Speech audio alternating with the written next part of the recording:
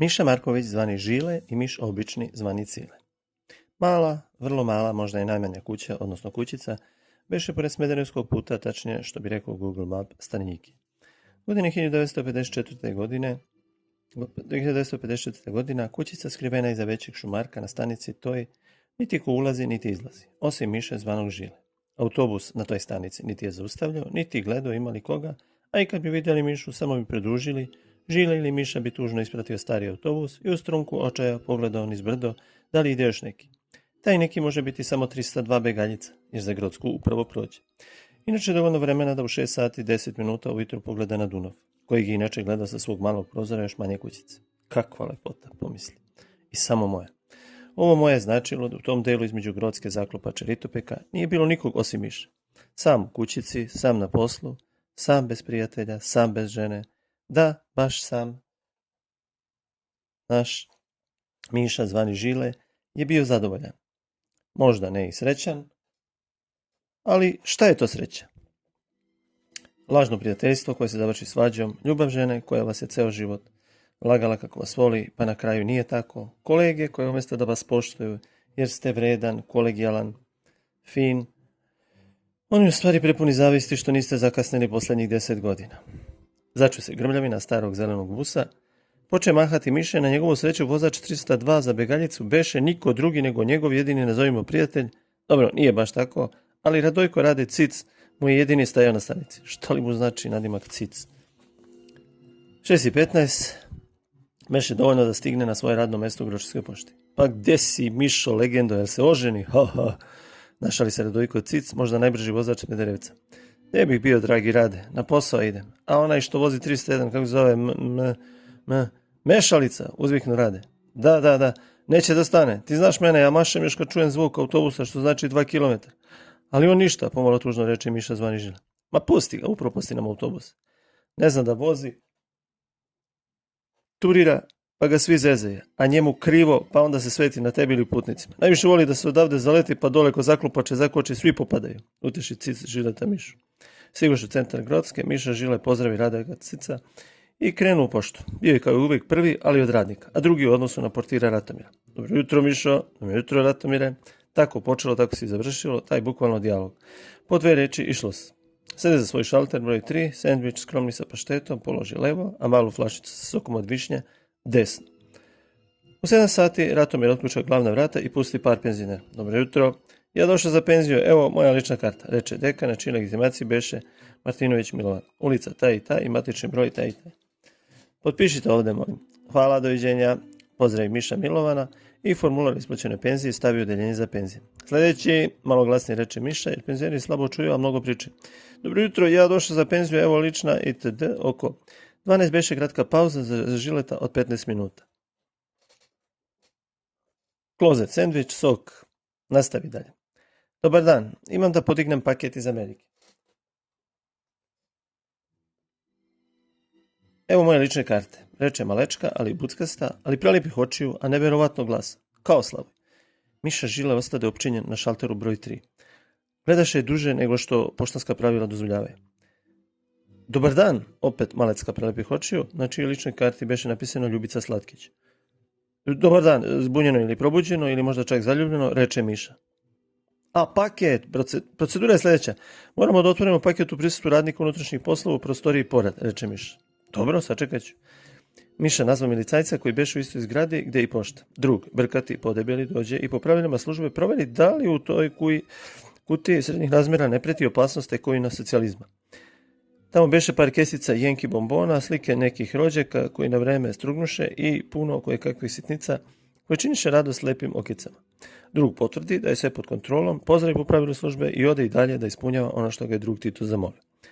Ako nije tajna, koga imate u Americi? Upita Miša Žile. Iako nije po propisima. Pa nije, to je moj stric Kostadin. Otišli u Čikagu 1948. A zašto vi niste otišli sa njima? Upita Miša Žile. Meni su roditelji stradali 1945. Dužno, odgovori Ljubica. Izvinite, nisam znao, zastoči se Miša. Doviđenja, reče Ljubica, isto uzvrati Žile. Završi smenu Miša, složi sve na svoje mesto i uze praznu staklenu flašu, koju će također sutra upotrebiti za sok od višnje. Sačeka autobus koji ovog puta nije mogao da obiđe. Ipak centar grada, prva stanica, Gagi mešalica namjerno zakoči, bar da im digne prašinu. Putnici tih ranih 60. godina su oguglali, ne mešati sa Google. Tako da prašina, sitan šoder, buka autobusa, 1000 decibela, vibracija unutar istog ili specijalnost mešalice da prikrešti putnika vratima, sve to ne zaustavlja putnika na prvoj stanici da prodre u 301 i osvoji svoje sedište. Miša sačeka da horde Kublai Kana pobede mešalicu i on zamoli da ga zamalo da uhvate vrata, uspije da uđe. Ovoga puta se probi do vozača mešalice, čija vrata su uvijek bila otvorena da može da se dere na putnik. Miša je znao da mora početi sa molbom par kilometara predstavnika, inače ništa od izlaza. Čak ni to baš ne pomaže, pa bar kilometar ispod stanice, to bi on peške, ne smeta mu, voli da šeta. Imaše sreće Miša, kad htjede da nadjača zvuk starog autobusa, majstore, ima izlaz. Upravo tad se razdra baš veliki putnik, 190 cm, a kila brat bratu jedno 140. Otvaraj! Dobro proceni mešalica da ne bi bilo pametno ne otvoriti. Miša iskoristi šansu te i on iskoči na svoju stanicu, zakonom propisano. Mešalica ga iz kabine pogleda popreko pa poče da šlajfuje, da mu bar prašinu natovari. Zezno se. Onaj sitan šoder pogodi velikog koji je morao da izađe poradi sebe. Upamtio sam te, čekam te na okretnici. Ovoga puta mešalica si gotov. Mešalica je zatrgnuta ruka na volanu veličine satelitske antene. Malom stazicom stiže Miša zvani Žile do svoje male kućice. Sakrivene od puta, a otkrivene Dunavu i ptičicama. Ključ je sakrio ispod vaze sa sveća. Otključa, otvori mali prozor i udahnu vazduh i dole prša sa njegove reke. Kroz šumice, žbunja, kroz granja i oranja. Kao da ga uvijek posjeća da je on sveto, i reka, i cveće, i ptice slobodne. Skuva kaficu, nije baš sitno mlivena, ima neki loš mlin. Sede na polju za mali stočić ispod stare trešnje i bi srećan. Tako je, bi srećan. Ali ipak bi sebi priznao da je sam. Pomisli na Ljubicu. Postide. Što mislim na nju? Prvi put je videh, a možda i zadnji. A i ona sigurno pre ili kasnije odlazi u Ameriku. Ura par trešnji i uđe u kuću. Pusti radio. Vole da sluša audio knjige. Upravo je počelo na radiju Grocka 1 knjiga Gogolja Revizor. Čita neki Mila Exilogos. Ko je sad povej? Nije ni važno, ima prijatan glas.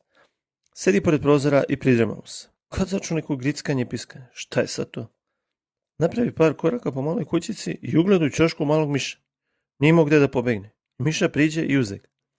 Drhti mišić od straha. Ne boj se, ja sam Miša. Ti si sigurno gladan, reče Miša. Evo ti malo sira. Miša pažljivo omirisa i poče siroma da jede kao da nikad nije vidio sira. Pa naravno da nije video. Mali Miša je živeo dugo u šumici pored i jeo semenkice, travkice i šta bi našao. A kad je stigao do Mišine kućice, kako je stigao do Mišine kućice, ne znamo. Problem nije bio da uđe, jer su vrata imala lufta okolo da je mogla i divlja svinja da utrči. Dobro, pretera ga malo, ali Mišu ne bi nikakav problem. Zato je Miša preko zime stavljao krpe, diktovao kako ume da mu ne bi dunavska košava ohladila kućicu. Mali šporac se trudio, ali tanki zidovi i prozorče loše, Miša se pokrivao sa 2 jorgana. Upravo tu je ispod vrata utrčao kod Dule Savić, šesterac partizana. Miš mali sive boje, sad već možemo reći njegovo ime, koje će se pojaviti u toku priče, a to je Cile. Gleda ga Miša zvani Žile i kao da je znao godinama, kao da se znaju godinama, niti se Cile bojao Žile, a niti se Miša mrštio Miša. Znači, jedan drugarski odnos u startu. Podrignu Cile tihim Mišim glasićem, a Žile ga pomazi po svim leđima i reče: "Zvaću te Cile i živjet ćemo zajedno." Cile odgovori nešto poput ciu, pa mu to ime i dođe neko. Odoše spavati. Pokri se Žile, a na jastuk pored skupi se Cile. Budilnik veličine onih starih metalnih lavora, što su u susednom leštanu služili poput antene, poče zvoniti, skakati, razbi pola kućice. Miš Cile se uplaši ispod vrata i beže u šumu. Žile naviku na taj zvuk, kombinacija mešalice za beton i pad 4 viljuške na beton. Polako se probudi i sad završi. R. Pogleda gdje je Cile, ali ga ne vidi, pomisli. Miš je to, negdje se provlači. Zaključa malu kućicu, pogleda još jednom unakolo, ne bi li vidio Cileta, ali možda zbog njegove veličine ili boje ne vidi. Kao i svakog radnog dana, sam na stanici čeka i gleda u daljinu smere zaklupača. Začu zvuka ždaja iz gradskog saobraćaja. Maši, viči, miša, čiči. Vozaču da napravi buku jaču, za predivno čudo autobus broj 301 kojim inače vlada mešalica stade. Ne verujući lakoći kočenja autobusa zelene boje, Miša Žile pristupi isto. Šta se vučeš ko pribijen pas? Ili ulaziš ili da krećem? Nije tu bio mešalica. Koli je sad ovaj? Oprezno stade malo od vrata da ne ometa vozača u vožnji i ipak upita: "Ja se izvinjavam, ali sad nije trebalo da vozi gospodin mešalica." Neće da vozi još koji mjesec. Kažu da ga je neki nezadovoljni putnik malo istumbo. odgovori vozač, kome beše drago što se oslobodilo radno mesto za njega. Miša Žile nije volao nasilje. Bio mu je žao mešalice. Izađe iz autobusa i, naravno, beše prvi, a u stvari drugi u odnosu na portira Ratomira. Dobro jutro, Ratomire. Dobro jutro, Mišo. Sede na svoj šalter, složi sendvič i sok od višnje. Počeše penzije, kratka jadanja, hiljade ljudi i sudbina koje ču Miša zvani Žile. Mala pauza i Miša se vraćajući na šalter udaljen 3 metara, kad ugleda Ljubicu na šalteru broj 2. Kako sad? Ona je pored, on izvirio već počinje nešto rješavati, bilo mu krivo da ne ode. Šta da radi? Priđe za leđa koleginici Koviljki i šapnu, prebaci je kod mene, molim te. Koviljka reče, molim vas, pređite na šalter broj 3. Ljubica pogleda pomalo zbunjeno, ali pokupi papire i pođe pored. Dobar dan, zasijaše oči Ljubice slatke. Dobar dan, presrećan što mu uspe da je sretna. Kako da pomognemo, izvolite, reče Miša. Ja sam donela one dokumente da pošaljem u Chicago, ali preporučeno i zanima me koliko će vremena proći, završi Ljubica. Samo da pogledam, izvadi neku debelu službenu knjigu, Žile. Ovdje piše od 2 do 3 nedelje. A ako nije tajna, vi planirate u posetu ili na duže, kaza Miša. Nije. Ja bih tamo živjela i školovala se. Sitko Stadin navalio da dođem po svaku cenu. Ja nemam nikoga, pa on brine o meni, odgovori Ljubica Slatkić slatkim rečima. Plati tekstu i reče doviđenja. Šta bi, užurbano koleginica Koljka. Ništa, Koljka, ode Ljubica u Ameriku, tužno Miša. Pa si je pozvao na kafu, smotani, viknu Koljka. Trči za njom da ti adresu tamo da. Reši Koviljče situaciju dok si rekao dezoksiribonukleinska kiselina. Potrča Miša, Žile zbunjen, zaljubljen, smotan, stiže na stanici. Izvinite Ljubice, ako nije problem, malo mi je neprijatno, smotan kosajla, mumla nešto, crveno u licu, lomi prste. Pa kažite, da nisam zaboravila da platim nešto, reče Ljubica. Ne, sve u redu, nego mislio sam da ako vam to ne bi smetalo da mi pošaljete razglednicu iz Amerike i vašu adresu, konačno otpet jezik. Ne smeta, ali bolje da ja vama pošaljem ovdje na poštu, jer ne znam kako će to sve tamo ispasti, reče Ljubica.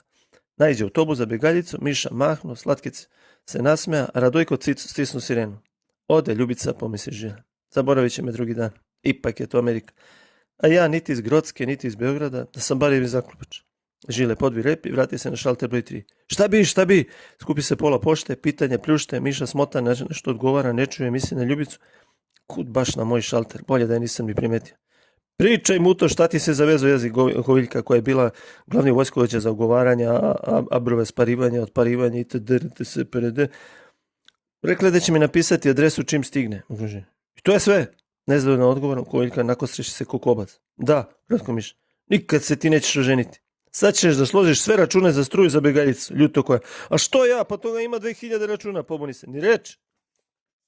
Koja vas? 1998, 1999, 2000. Konačno, završi Žile. Izlazi, zaključavam, razdra se portir Ratomir u skladu sa svojim imenom. Šta zvoriš tamo, svi otišli pre sat vremena. Sređem račune, naredila Koviljka, reče Miša. Zmaj žena, ta će od tebe čovjeka da napravi. Zaključa Ratomir poštu, izvinu se Miši što se drao jer je žurio na pecanje.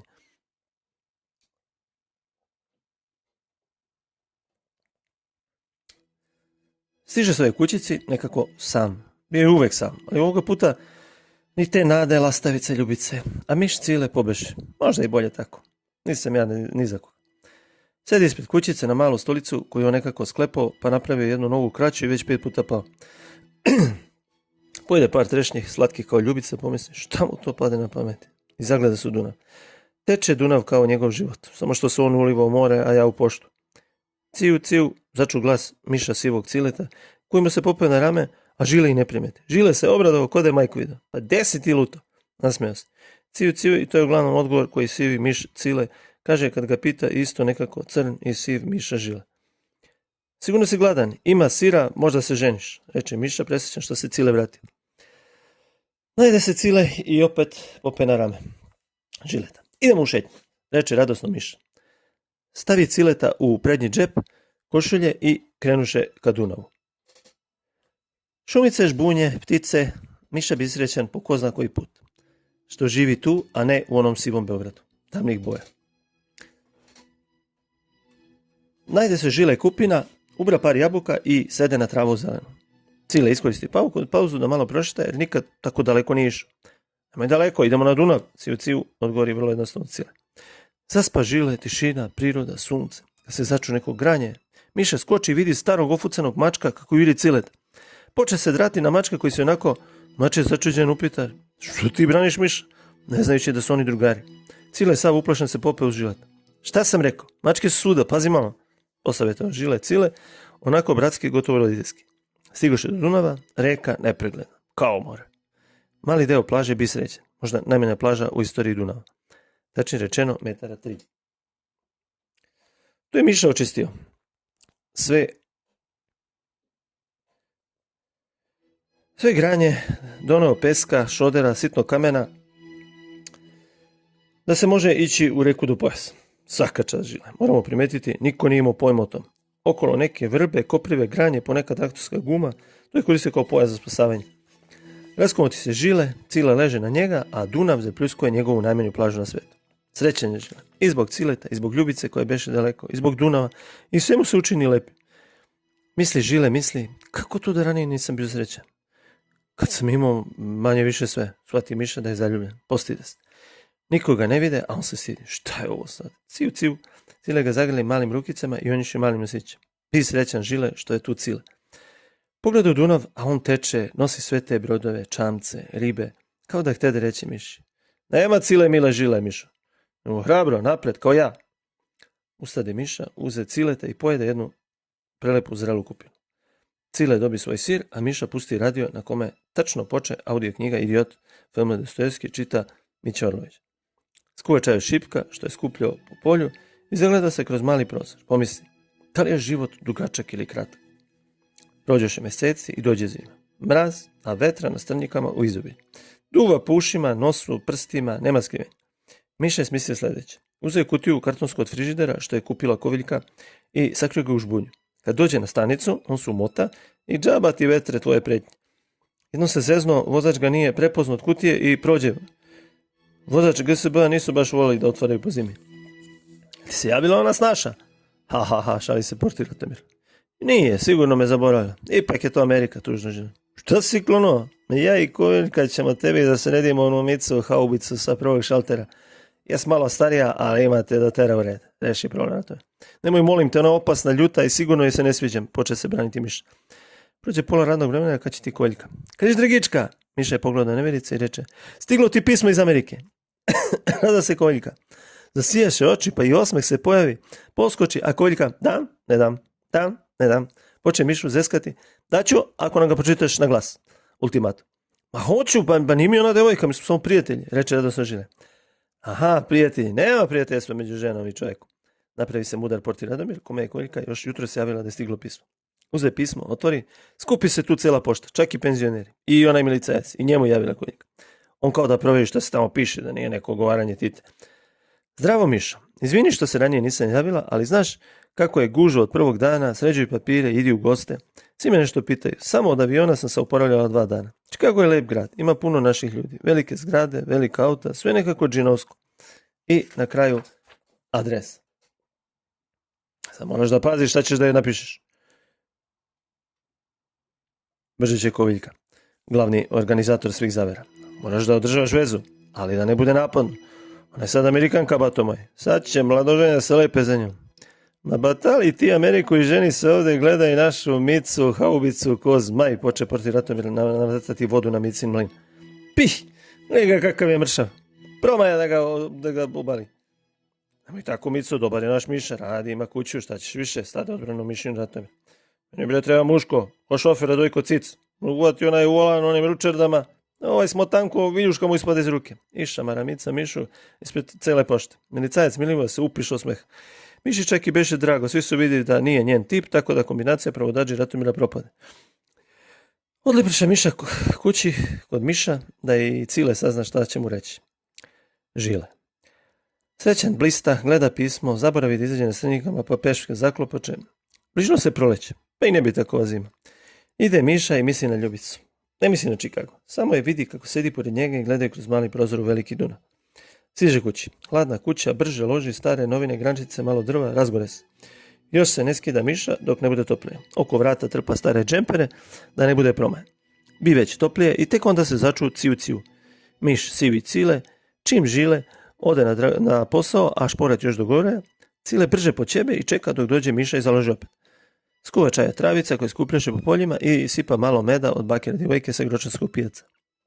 Uživa Miša. Šporet Marke Smederevo greje, drva puckate. Cile drema, a Miša čita pismo od Ljubice po 100. put. Odluči da napiše Ljubici pismo. Mislim, Miša kao šta i počne. Sve on opisa. I kućicu njegovu, i Cileta, i šta ima u pošti, i kako Dunav i dalje teče, i najlepše veče kad gleda kroz prozor kućice malene svoje. Piši cijelu noć. Da Cile nije gladan i ne pretrča mu preko pisma, Žile ne bi ni shvatio da je 11 sati. Miša inače spava tačno u 9. Sasluša na radiju Grocka neku knjigu i ode da spava. Prođe još jedno leto i jedna zima.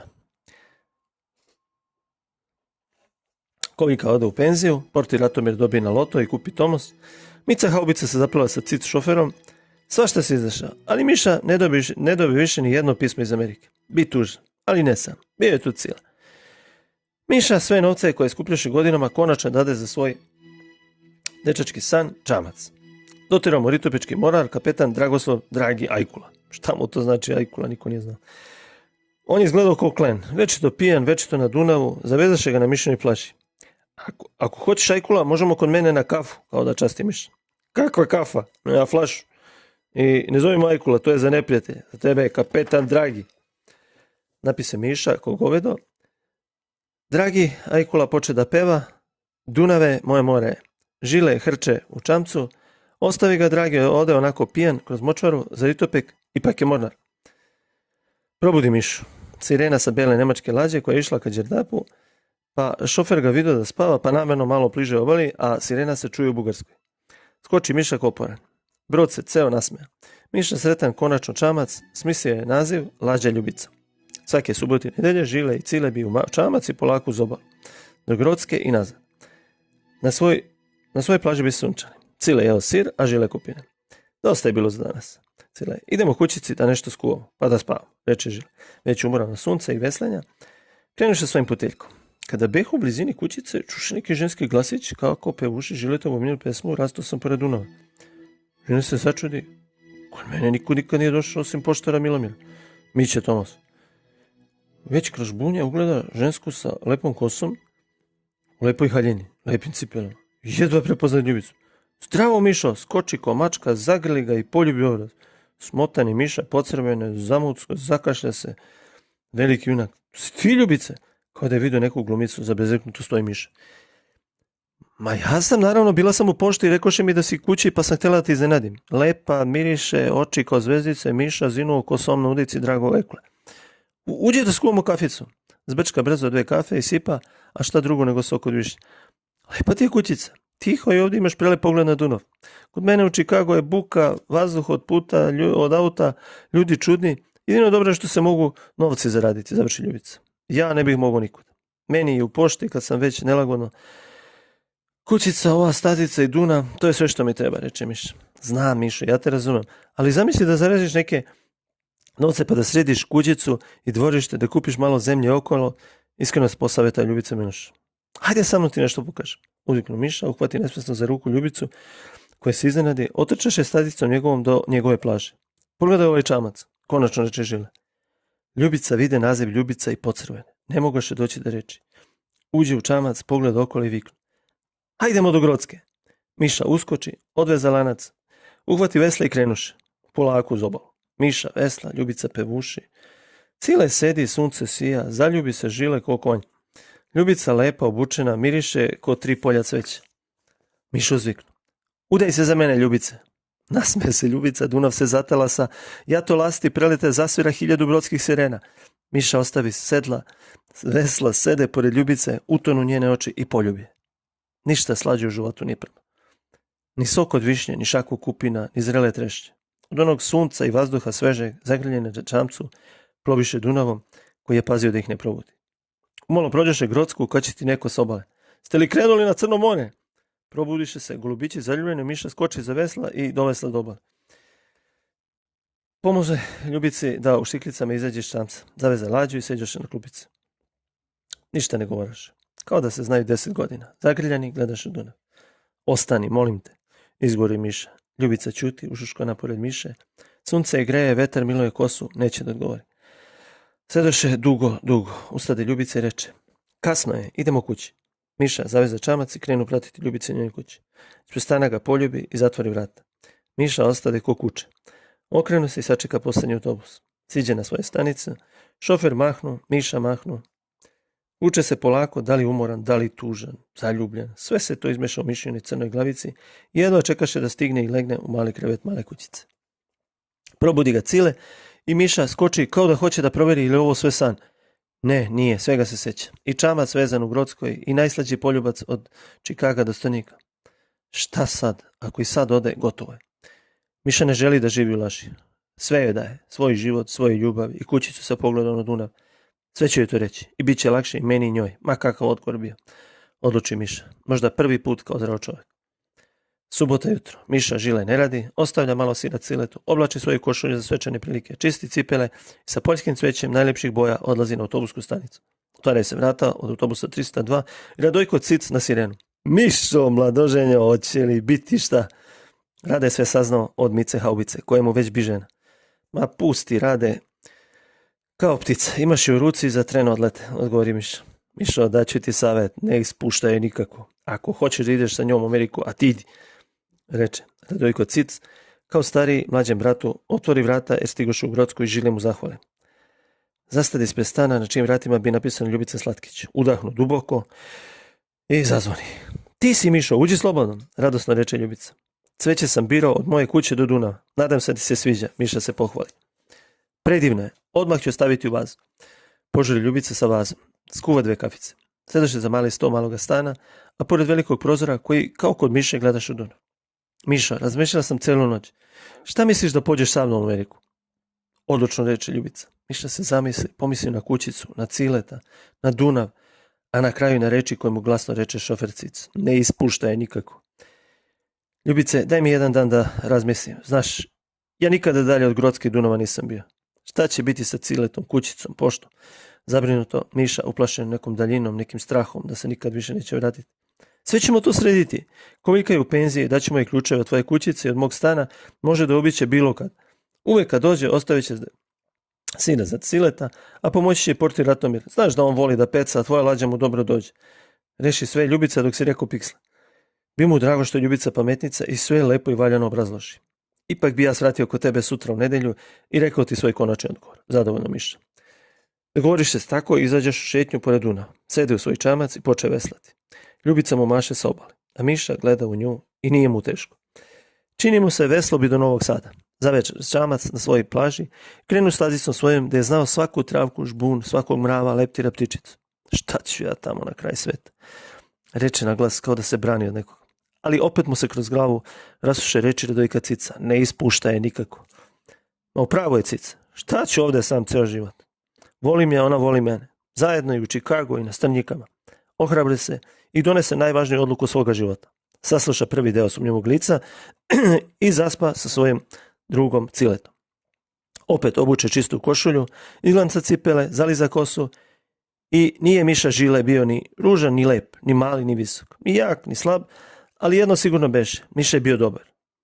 Izađe u centar Grocke i to ga vozio mešalica. Niti on vidio Mišu, niti Miša njega. Zazvoni na vrata, Ljubice Slatkić, koji otvori vrata, još lepša, slađa. Mišin pogled joj reče sve. Zagrli ga, poljubi i on nikada ne bi tako srećen, a ona zaplakao sreće. Miša i Ljubica žive u Čikagu i svake godine na odmor dolaze u Grocko i Strnjike. Plove čamcem po Dunavu i pevaju istu pesmu 1965. godina Čikago, Strnjike.